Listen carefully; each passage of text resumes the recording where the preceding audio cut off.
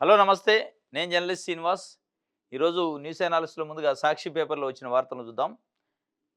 సాక్షి పేపర్‌లో banner item క్యాసినోల్లాగా కోళ్ల పందాలయినాయట. ఊరు వాడ యథేచ్ఛగా పందాల జోరు, జూద క్రీడలు, బర్రుల వద్దే మినీ బార్లు, మద్యం షాపులు 3 రోజుల్లో 5,000 కోట్లకు పైగా దందా నడిచిందట మొత్తానికి.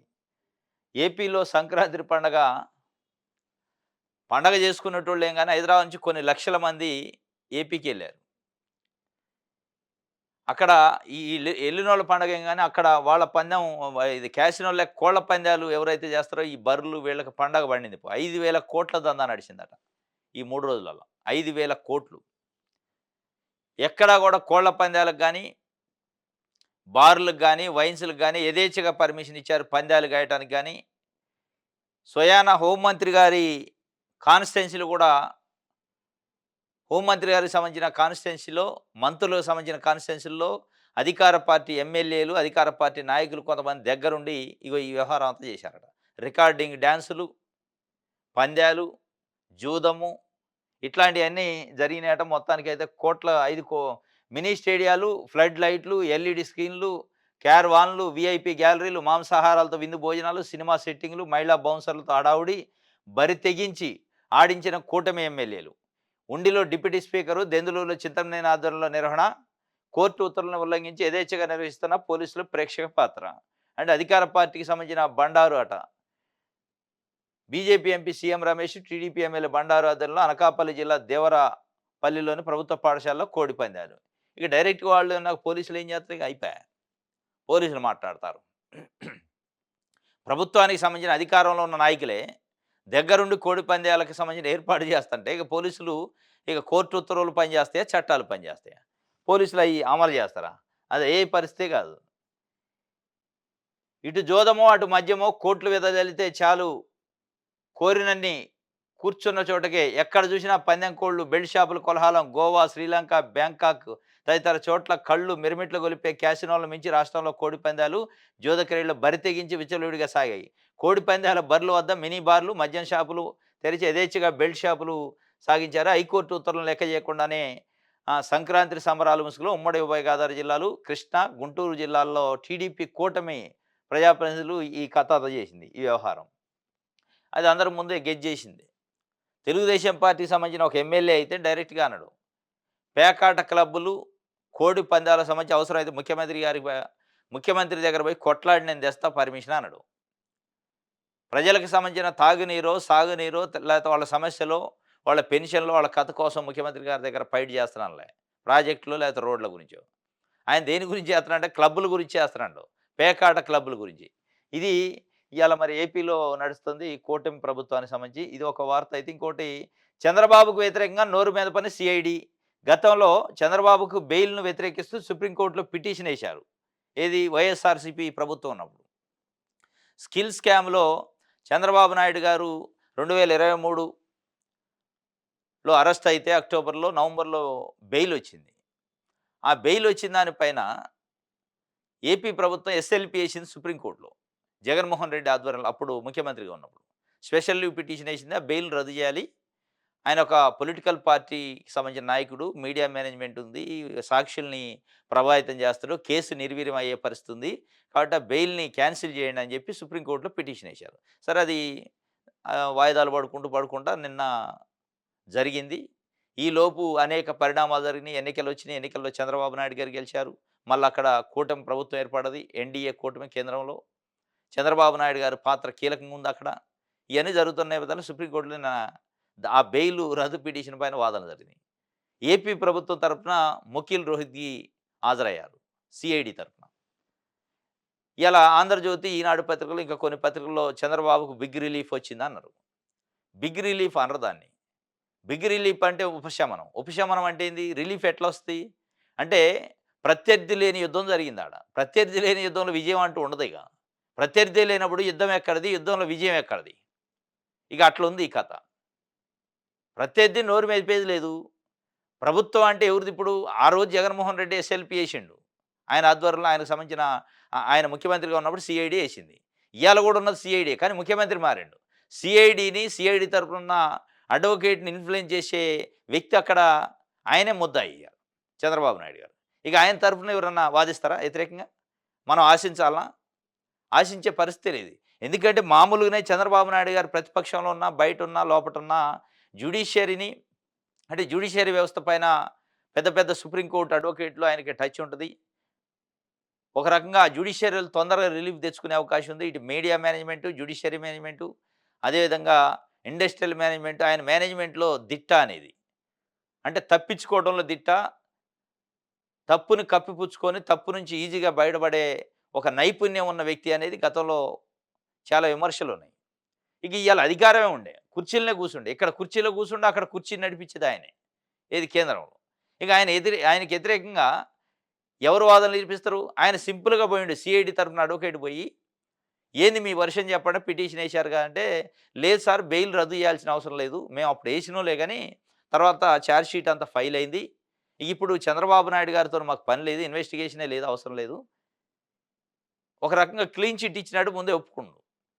ఇక ఎవరైతే పిటిషన్ ఏశారో వాళ్ళు ఆయన్ని అరెస్టు చేయొద్దు, బెయిల్ రద్దే అవసరం లేదు.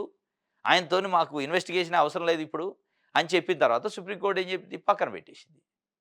డి పిటిషను డిస్మిస్ చేసేసింది. దీనికి ఇయాల పుంకాను పుంకాలు నిన్నటి నుంచి బిగ్ రిలీఫ్, బిగ్ రిలీఫ్ అంటే రిలీఫ్ ఎక్కడిదసలు? ఇప్పుడు అవతల ప్రత్యర్థే లేడు. ప్రత్యర్థి నుంచి దాటుండి, ప్రత్యర్థి నుంచి వాదనలుండి, ప్రత్యర్థి ఉన్నప్పుడు యుద్ధం, యుద్ధం ఉంటది. యుద్ధంలో విజయం ఉంటది. ఎవడో ఒకడు గెలవటం ఉంటది.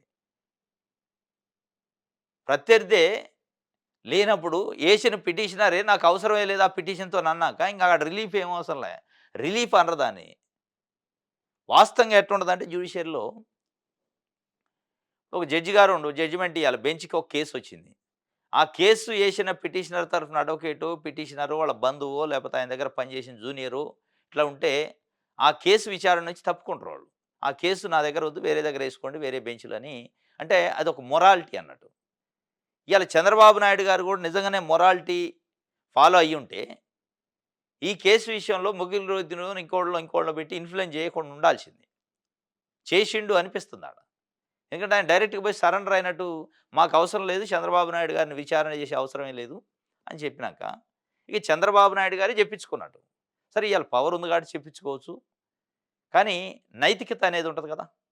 పవర్ ఉంది కాబట్టి చెప్పియొచ్చు. Supreme కోర్ట్‌లో relief దొరకవచ్చు. ఇయన్నీ ఉంటది గానీ నైతికత అనేది ఒక నైతిక విలువలు మొరాలిటీ అనేది ఒకటుంటది.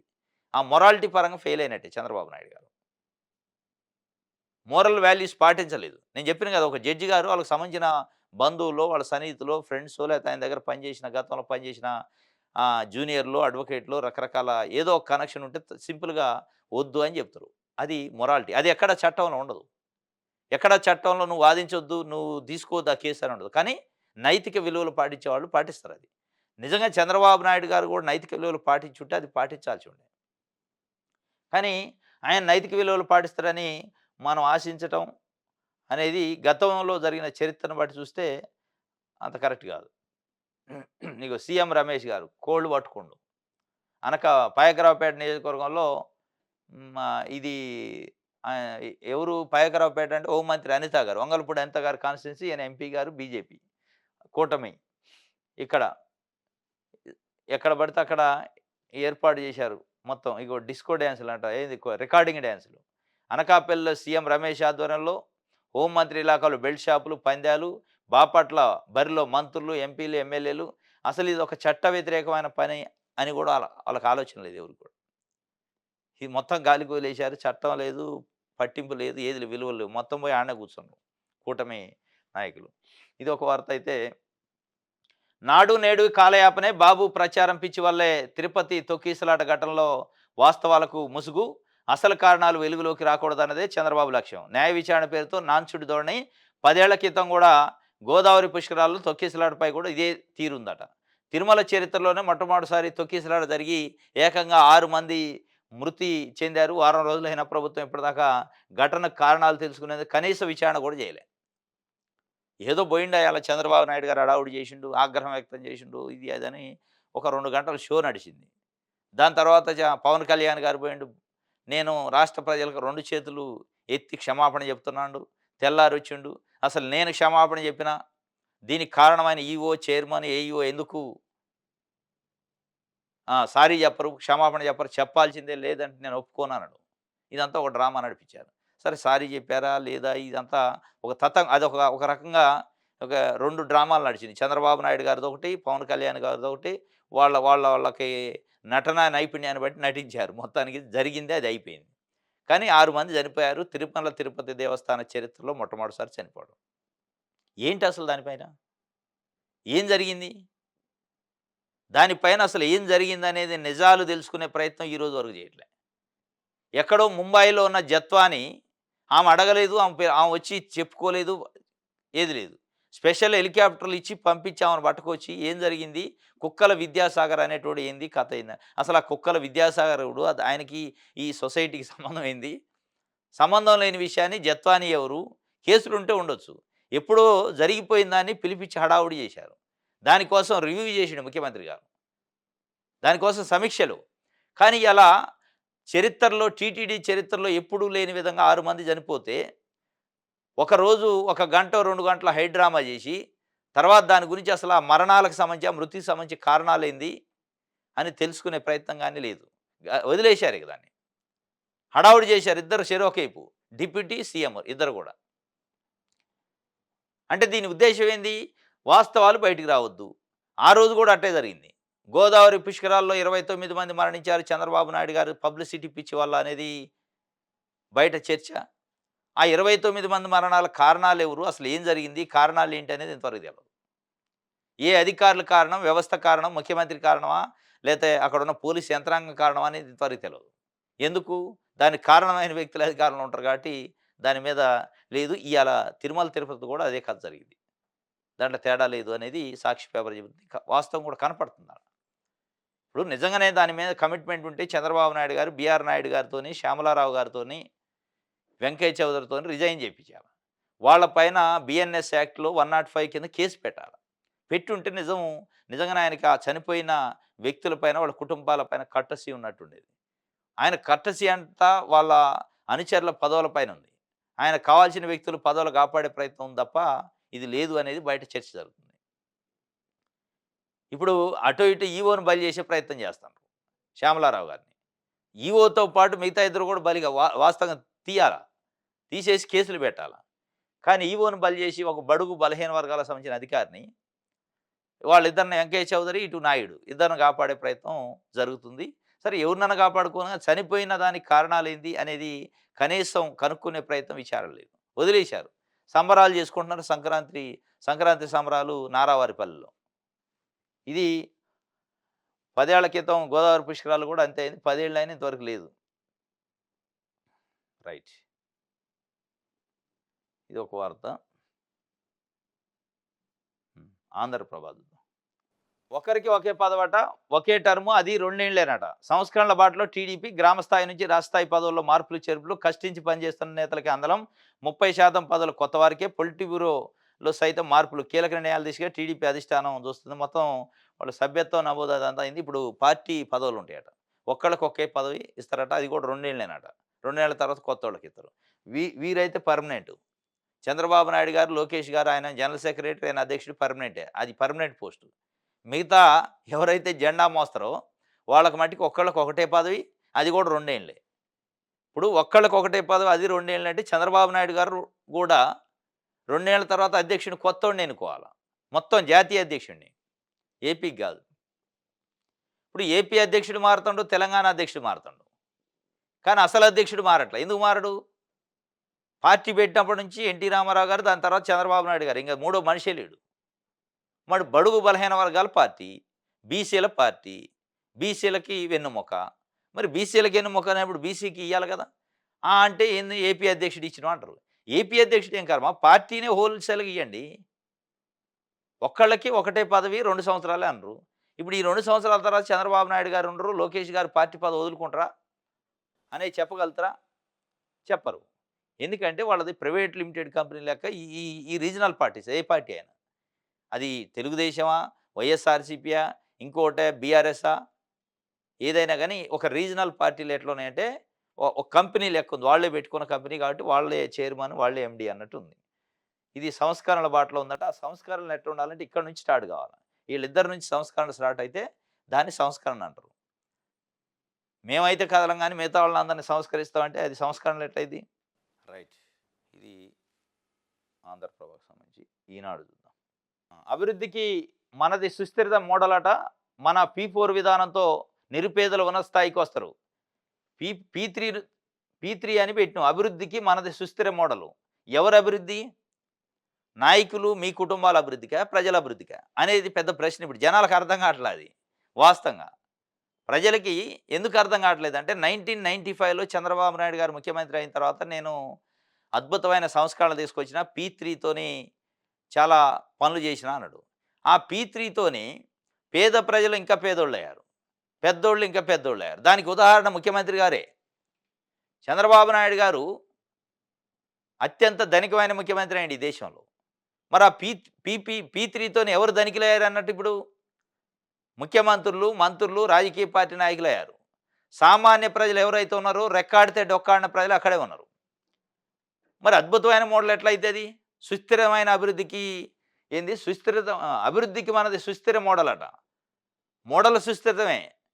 అభివృద్ధికి సుస్థిరమే. ఎవరి అభివృద్ధి అనేది ప్రశ్న ఇక్కడ. మెజారిటీ 5 కోట్ల మంది ఆంధ్రప్రదేశ్ ప్రజలదే. 1-2% ఉన్న ఇట్లాంటి మీలాంటి అత్యంత ధనికులకి సంబంధించి అభివృద్ధి అనేది ప్రశ్న. ఆ ప్రశ్న వేసుకున్నప్పుడు మనకి 1995కు ముందు గ్రామాల్లో ప్రభుత్వ పాఠశాలలు ఉండేది, ప్రభుత్వ కాలేజీలు టౌన్లలో ఉండేది. ఎవరైనా ధనికుడు పిల్లలైనా, రైతు పిల్లలైనా, కూలీ పిల్లలైనా, ఉద్యోగస్తుడి పిల్లలైనా అందులో చదువుకునేది. అందులో నుంచే ప్రైవేట్ ఉద్యోగాలు, ప్రభుత్వ ఉద్యోగాలు వచ్చేది. చంద్రబాబు నాయుడు గారు పీ3 సంస్కరణల ఫలితంగా ఏమైంది? వాటన్నిటిని నిర్వీర్యం చేశారు. ఎవరైతే అందరికీ ఎట్లాంటి వివక్ష లేకుండా అందరూ అందులో చదువుకునే పాఠశాల, గవర్నమెంట్ స్కూళ్ళు, గవర్నమెంట్ కాలేజీలు ఉన్నాయో వాటిని నిర్వీర్యం చేసి నారాయణ, శ్రీ చైతన్యాల కాన్సెప్ట్ స్కూళ్ళు, మోడల్ స్కూళ్ళు, ప్రైవేటీకరణ, ప్రైవేట్ స్కూళ్ళు, ప్రైవేట్ కాలేజీలు వచ్చినాయి. వీళ్ళు సిమెంట్ బత్తాల్లో డబ్బులు మోయటం నేర్చారు. ప్రజల దగ్గర గుంజటం, తీసుకుపోయి పార్టీలకు ఫండ్లు ఇవ్వటం. ఇదా మీ అభివృద్ధి? ఇక్కడ ఎవరు అభివృద్ధి అయ్యారు? ఎవరు నష్టపోయారంటే ప్రజలు నష్టపోయారు. వాళ్ళకు ఉచితంగా అందే వైద్యం పోయింది, ఉచితంగా అందే విద్య పోయింది. వాటన్నింటిని ధ్వంసం చేసి ప్రైవేట్ వాళ్ళని ఎంకరేజ్ చేసి ప్రైవేటు స్కూళ్ళకి, ప్రైవేట్ కాలేజీలకు పంపే పరిస్థితి ఉంది. ఇవాళ లక్షల ఫీజులు. సామాన్యుడు నడ్డిరిగిపోయింది. మళ్ళా సామాన్యుడు ఏం చేయాలో వాళ్ళ ఇంటి పక్కన ఉన్న గవర్నమెంట్ స్కూల్కి పంపాలా. దాన్ని వదిలేశారు. ప్రభుత్వం దాని నుంచి తప్పుకుంది. ఇవాళ జీతాలు ఇస్తుంది. దాని మీద అజమాయిషి లేదు, సమన్వయం లేదు. దేని మీద అజమాయిషి? ప్రైవేట్ వాళ్ళు ఎట్లుండ్రు, మంచిగా వస్తానే బస్తాలు, ఒక బత్తా మాకు ఎప్పుడు వస్తుంది డబ్బులు అనే లైన్లో ఉన్నారు తప్ప వదిలేశారు. ఇక మీ పీ4 ఎవరి అభివృద్ధి కంటే మీ అభివృద్ధికే ఉపయోగపడుతుంది, ప్రజల అభివృద్ధికి కాదు అనేది ఇలా ప్రజలు మాట్లాడుకుంటారు. ఏది మీ పీ4? ఇంటికొకరు ఏఐ నేర్చుకోవాలట, ప్రతి తల్లి కుటుంబము ఆనందంగా ఉండాలి, సీఎం చంద్రబాబు ఆకాంక్ష. తప్పుడు ప్రచారం చేయడం విపక్షానికి అలవాటుగా మారింది అని విమర్శ. ఇందులో తప్పే ఉంది? ఒకవేళ విపక్ష పత్రికలని మీ పీ3 వల్ల చంద్రబాబు నాయుడు గారు అత్యంత ధనికమైన ముఖ్యమంత్రి అయ్యిండు. సుజనా చౌదరి గారు, సీఎం రమేష్ గారు, ఇట్లా చాలామంది బడాబాబులు ఇంకా బడాబాబులు అయ్యారు. వాళ్ళు గతంలో 95కి ముందు కేరాబ్ లేనోళ్ళు కూడా అయ్యారు. కొంతమంది ఉన్నోళ్ళు కూడా ఉన్నారు అనుకోండి. పెద్దోళ్ళు ఇవాళ తెలుగుదేశం పార్టీలో ఉన్న నాయకులు, ఎమ్మెల్యేలు, ఎంపీలు, ఎమ్మెల్సీలు వీళ్ళంతా ఒకప్పుడు 95కు ముందు పెద్ద ప్రాధాన్యత ఆర్థికంగా లేనోళ్ళు ఉన్నారు. స్వయాన చంద్రబాబు నాయుడు గారి పైన గతంలో ప్రతిపక్ష పార్టీలు అనేకం 2 ఎకరాల నుంచి 2000 కోట్లు సంపాదించడానికి ఒకసారి, 1,00,000 కోట్లు సంపాదించడం ఒకసారి, మొత్తానికి మొన్న అధికారికంగానే ఏదో ఒక సంస్థ ఇచ్చింది అత్యంత ధనికమైన ముఖ్యమంత్రి. ఇగో మీ పీ3 వల్ల అదయింది. పీ4 వల్ల ఇంకా మీరు ధనవంతులు అవుతారు తప్ప ప్రజలకి ఒరిగేది ఏం లేదు. ఇది ఈనాడుకు సంబంధించి ప్రజాశక్తి చూద్దాం. 8 కిలోమీటర్ల డోలీ మోతట, రహదారి సదుపాయం లేక నిండు గర్భిణి అవస్థ, పాపకు జన్మనిచ్చిన మహిళ. రహదారి సౌకర్యం లేకపోవడంతో గిరిజనులకు డోలీ మూతలు తప్పడం లేదు. పురిటి నొప్పులు వచ్చిన గర్భిణులను, అస్వస్థతకు గురైన బాలింతలను ఆసుపత్రిలో తరలించాలంటే డోలీ కట్టాల్సిందే. ఎన్ని ప్రభుత్వాలు మారినా గిరిజన తలరాతలు మాత్రం మారడం లేదు. గ్రామాలన్నింటికి రహదారుల కల్పన పాలకులు నోటి మాటగానే మిగిలింది. వెరసి ఆదివాసీలకు అవస్థలు తప్పడం లేదు. అల్లూరు సీతారామరాజు జిల్లా పాడేరు ఏజెన్సీలో డోలీ మూతలు నిత్యకృత్యమైనయట. తాజాగా ఓ గర్భిణిని 8 కిలోమీటర్ల మేర డోలీపై తీసుకెళ్లారు.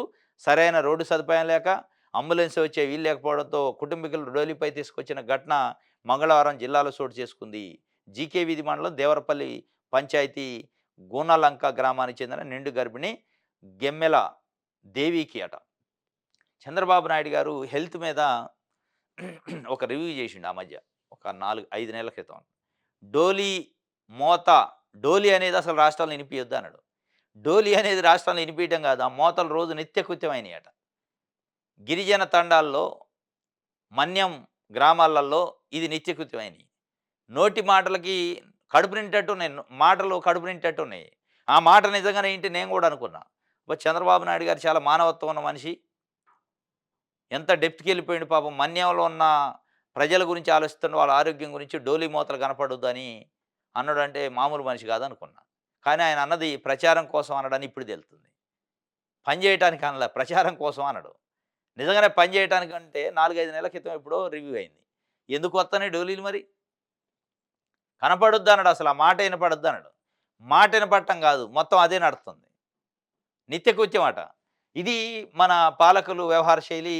మాటలేమో కడుపు నిండేటట్టుంటాయి, చేతలేమో శారెడ కూడా ఉండవు. ఇది ఒక వార్త. ఆంధ్రజ్యోతి చూద్దాం. స్కిల్ కేసులో అట బాబు కూరటాట ఆంధ్రజ్యోతి రాసింది. బెయిల్ రద్దు కోరుతూ నాటి వైసీపీ ప్రభుత్వం వేసిన పిటిషన్ కొట్టివేత. నాటి వైసీపీ ప్రభుత్వం ఏంది? ఇవాళ లేదా ప్రభుత్వం? ఊరటాట బెయిల్ స్కిల్ కేసులో బాబుకు ఊరట. అంటే కేసు లేదేగా, బెయిల్‌లో వచ్చింది ఊరట. ఆంధ్రజ్యోతి ఎంత ఉత్సాహపడుతుందంటే అసలు ఆ కేసే లేదు, ఉట్టిదే అని చెప్పాలని చూస్తుంది. సరే చెప్పిస్తారు, అది నైతికంగా నేను తెలిసింది మనకి బయటికి. నాటి వైసీపీ బెయిల్ రద్దు కోరుతూ నాటి వైసీపీ ప్రభుత్వం వేసిన పిటిషన్ కొట్టివేత. నాటి వైసీపీ వేసిన పిటిషన్ పైన నేటి తెలుగుదేశం పార్టీ ఏం చేసింది ప్రభుత్వం? నాటి వైసీపీ ప్రభుత్వం పిటిషన్ వేసింది. నేటి తెలుగుదేశం పార్టీ ప్రభుత్వం ఏం చేసింది? నైతికంగా ఆ కేసుని మేము గట్టిగా కొట్లాడతాం. చంద్రబాబు నాయుడు గారికి బెయిల్ రద్దు కావాలని అడుగుతాం. ఎందుకంటే ప్రభుత్వమే కదా ఇప్పుడున్న అని అడిగిందా? అడగలే.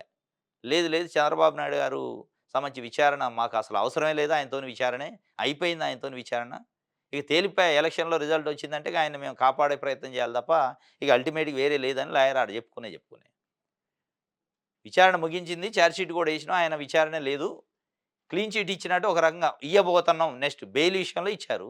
నెక్స్ట్ అసలు కేసు విషయంలో కూడా ఇస్తారు. ఇక దీంట్లో ఊరట రావడానికి ఆయన ఏం ఇబ్బంది వచ్చింది ఆయనకి? ఇబ్బందే లేదుగా. ప్రత్యర్థి లేని యుద్ధం అది. దాంట్లో ఊరట ఏముంటది? ఇది ఆంధ్రజ్యోతికి సంబంధించి విషయాలు అందరూ. చంద్రబాబుకేం ఊరటాట, స్కిల్ కేసులో బెయిల్ రద్దు పిటిషన్ తెచ్చుకున్న కేటీఆర్‌కేం చుక్కెదురట.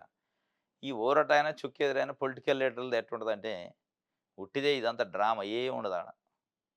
ఎవడికి ఏం కాదు. మనం ఈ పేపర్లు చూసి, టీవీలు చూసి ఏమైతే ఏం కాదు. కేజ్రీవాల్‌కు చిక్కులట. ఎన్నికల వేళ ఈడీ విచారణ కేంద్రం పచ్చ జెండా ఊపింది. ఊపిద్ది మరి. వాళ్ళు గట్టి పట్టుదలతోనుండే మోడీ. ఎట్టి పరిస్థితుల్లో కేజ్రీవాల్‌ని ఈసారి ఓడించాలి. ఢిల్లీలో మూడోసారి గెలవకుండా చేయాలి. మనం గెలవాలి.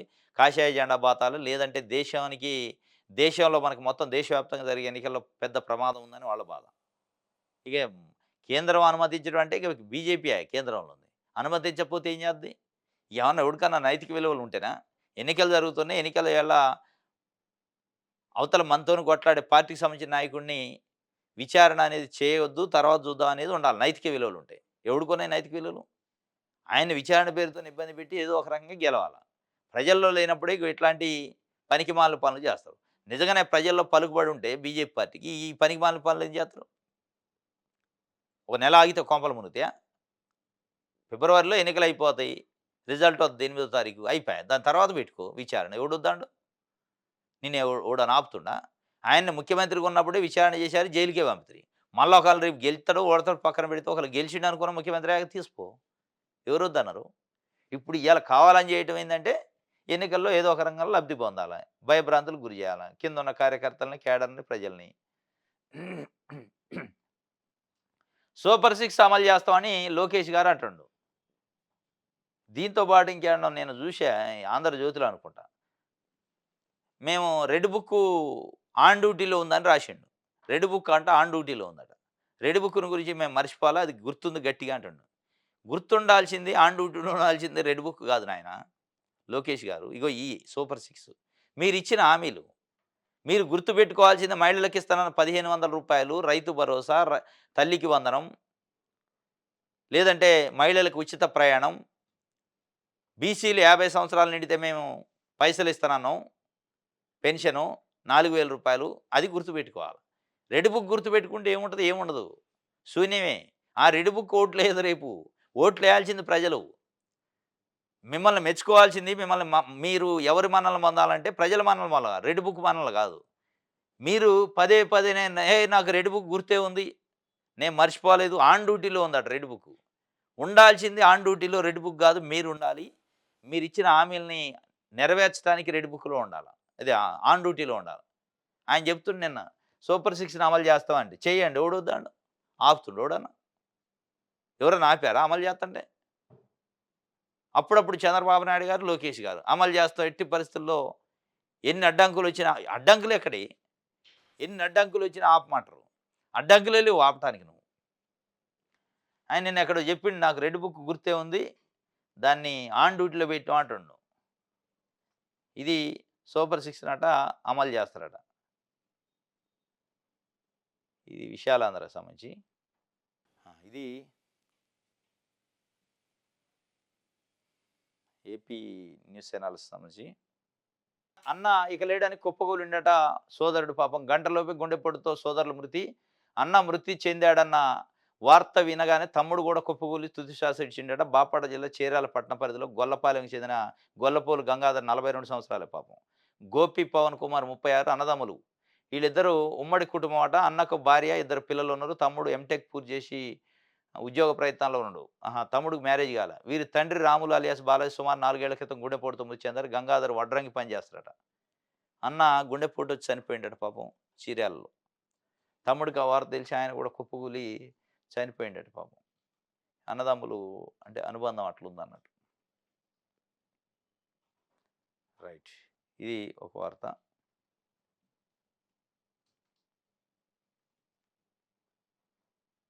ఆ! ఇది ఈరోజు ఏపీ న్యూస్ ఛానల్స్. రేపు తాజా వార్తలతోని తిరిగి కలుసుకుందాం. Thank you.